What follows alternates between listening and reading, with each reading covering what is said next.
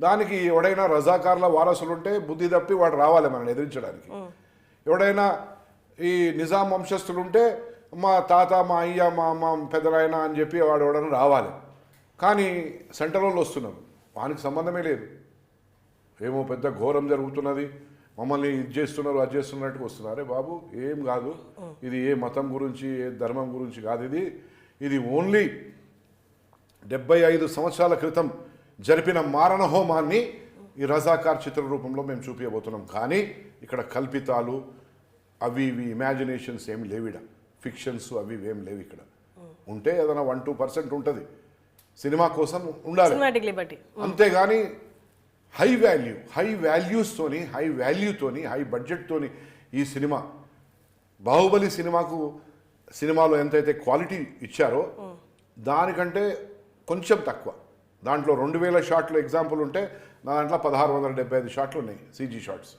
ఇంకా అంతకంటే మంచి సినిమా తెలంగాణ గడ్డ మీద పుట్టిన బిడ్డ ఈ రోజు వరకు సినిమా హిస్టరీ లేదు. తాత ముత్తాతలు ఎవరు సినిమాలో యాక్టింగ్ చేసింది లేదు, రచయితలు లేరు, గాయకులు లేరు, ప్రొడ్యూసర్ లేరు, డైరెక్టర్ లేరు, హీరోలు లేరు.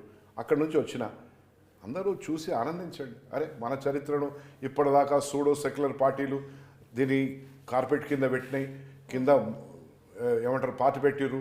ఒకడు గూడూరు నారాయణ అంటూ ధైర్యంగా ఈ సినిమాని తీస్తున్నాం, సినిమా రూపంలో చూద్దామనే ఆలోచనతో ముందుకు రండి. ఇదే కాదు, చాలా ముఖ్యమైనది నా ఉద్దేశము, అందరినీ ఉద్దేశించి యావత్ భారతదేశంలో ఉన్న మెజారిటీ ప్రజలను ఉద్దేశించి తీసింది. హిందూ ధర్మం ఆనాడు హిందువుల మీద ఏదైతే ఊచకోత చేసిండ్రో దాన్ని నేను అద్దంలో చూపించినట్టుగా నేను సినిమాలో చూపిస్తున్నా. తప్పేంటిది? సరే కరెక్టే సార్ మీరు చెప్పి. భారత రాజ్యాంగ రచయిత బాబాసాహెబ్ అంబేద్కర్ రచించిన రాజ్యాంగంలో ఉన్న మనకు హక్కులు ఏవైతే ఉన్నాయో ఆ హక్కులను కాలరాయడానికి నువ్వెవరివి? నా హక్కు ప్రకారము, రైట్ ఆఫ్ ఎక్స్ప్రెషన్ ప్రకారము ఈ సినిమాని తీసిన నేను. అంతేగాని ఇక్కడ మళ్ళా ఇంకోడో వచ్చి నన్ను భయపెట్టించడానికి ఇంకేమున్నది? మళ్ళీ రజాకార్లు పుట్టాలన్నా ఈ దేశంలో, ఈ రాష్ట్రంలో? వద్దు కదా.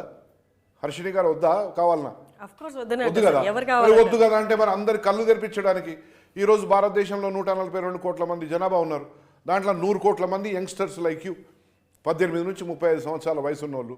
మరి మీ అందరికి తెలవాలన్నా వద్దా? మళ్ళీ మీ అందరి బిడ్డల మీద, కొడుకుల మీద, మునిమన్మల మీద మీ దాడులు జరగాలనా? రేపు మళ్ళీ దాడులు జరగొద్దంటే ప్రతి ఒక్క హిందూ మేల్కొనాలి, ప్రతి భారతీయుడు మేల్కొనాలి. హిందూ అని నేను స్పెసిఫిక్గా చెప్పను, ప్రతి భారతీయుడు మేల్కొనాలి. అందరము గంగా జమున తైజీబ్ అంటారు, అంటే అన్ని మతాల వారు ఒకే తాటిపై వస్తారు. రండి. మరి ఇప్పుడు బానిసత్వం అలా ఏం లేదు కదా సార్, మళ్ళీ రజాకార్ లాంటి వాళ్ళు వస్తారంటారా ఇక్కడ? 100% వదిలేస్తే వచ్చేస్తారు. రాయింది ఏమన్నాడు మన దగ్గర ఉన్న ఒక నాయకుడు? ఏమన్నాడు?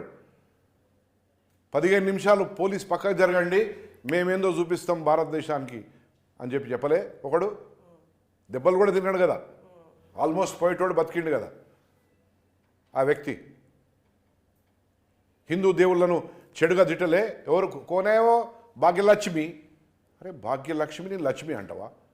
నేనేమైనా నీ దేవుణ్ణి ఏమైనా వేరే దురుద్దేశంతో ఏమైనా పలుకుతున్నానా? పలుకుతలేను కదా. పలుకుతున్నానా? నేను నీ తబర్రు తింటా, నీ మలీజా తింటా, నీ షర్బత్ తాగుతా. నువ్వు నా తిరుపతి ప్రసాదం తింటావా? తినవు కదా. తినకున్నా నాలో ఎంత ఉన్నదో చూడు సహనం. ఇంత ఉన్నందుకు నీకెందుకు నొప్పి? సార్ మీరు ఇందాక ఒక మాట అన్నారు నాజీ మూమెంట్ అని. నాజీ మూమెంట్ జర్మన్స్ కూడా ఆ పేరు తలుచుకోవడానికి, హిట్లర్ పేరు తలుచుకోవడానికి బాధపడతారు.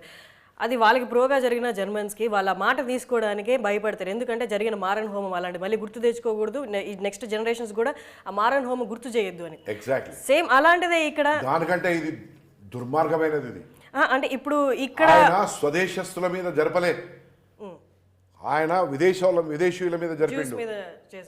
ఈయన స్వదేశం, స్వరాష్ట్రం, సొంత కింగ్డమ్లో ఆయన ప్రజలు ఎవరైతే ట్యాక్సులు కట్టి richest man Nizam in the world అంటే ఎవని అయ్య జాగిరా అవని తాతదా? కాదు కదా. ప్రజలు కట్టిన కప్పంతోనో సొమ్ముతోనో సర్కారీ రకంతోనే, ఆనాడు సర్కారీ రకం అంటుండే. ఎందుకంటే మేము కూడా వతందారులం. మా నాయన వరకు మాల్ పటేల్, పోలీస్ పటేల్, మా తాత, మా ముత్తాత అందరూ. There are photos, history available in my house, ఎవరు ఏం చేశారని. మా తాత లేట్ గూడూరు నారాయణ రెడ్డి, ఆయన పేరు నాకు పెట్టారు. ఆయన last man to fight with Razakars. మీరు మీన్ ఎవడు ఖాసిం రజ్వీతోని లాస్ట్ మ్యాన్ గూడూరు గ్రామంలో రోడ్డు మీద. ఆ తర్వాత బీబీనగర్ బ్రిడ్జ్ అని అక్కడ నుండి 1.5 కిలోమీటర్ తర్వాత పేల్చేశారు. ఇప్పటికి ఉన్నాయి, ఆనవాళ్ళు ఉన్నాయి. మా తాత మేనమామ ఈరోజు బ్రతుకున్నాడు, 98 సంవత్సరాలు. మేనల్లుని గురించి, ఆయన సొంత అక్క కొడుకు గురించి ఇన్ఫర్మేషన్ ఉంటుంది కదా, ఆయన బ్రతుకున్నాడు. ఆయన కూడా చెప్తాడు ఈరోజు కావాలంటే.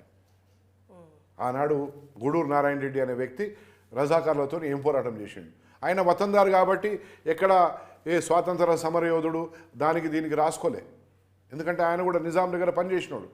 నిజాం ఆయన రాజ్యంలో ఈ రెవెన్యూ డిపార్ట్మెంట్ ఉండే, వతందార్ అంటారు వాళ్ళని. పట్వారీ, మాల్ పటేల్, పోలీస్ పటేల్ 3 వ్యవస్థలు ఉంటాయి. పట్వారీ అనేటోడేమో రాయాలి ఖాతాలు, మాల్ పటేల్ ఏమో సర్కారీ రకం వసూలు చేయాలి, పోలీస్ పటేల్ అనే వ్యక్తి లా అండ్ ఆర్డర్ చూసుకుంటాడు. 4-5 గ్రామాలకు 8 గ్రామాలకు.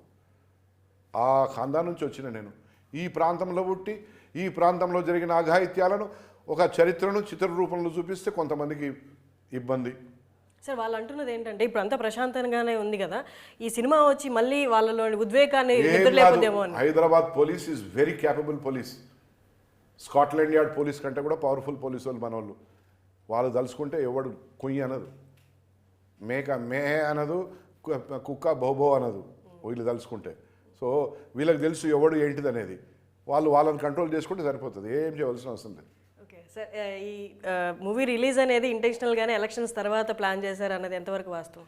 ఇప్పుడు అసెంబ్లీ ఎలక్షన్స్ అప్పుడు నేను క్యాండిడేట్ని, అప్పుడు నిలబడితే అసెంబ్లీ ఎన్నికల్లో లబ్ధి పొందడానికి అన్నారు. మళ్ళీ ఈ ఎలక్షన్స్ అంటారు, ఏదో అంటారు, ఇక అనేటోళ్ళు అంటారు.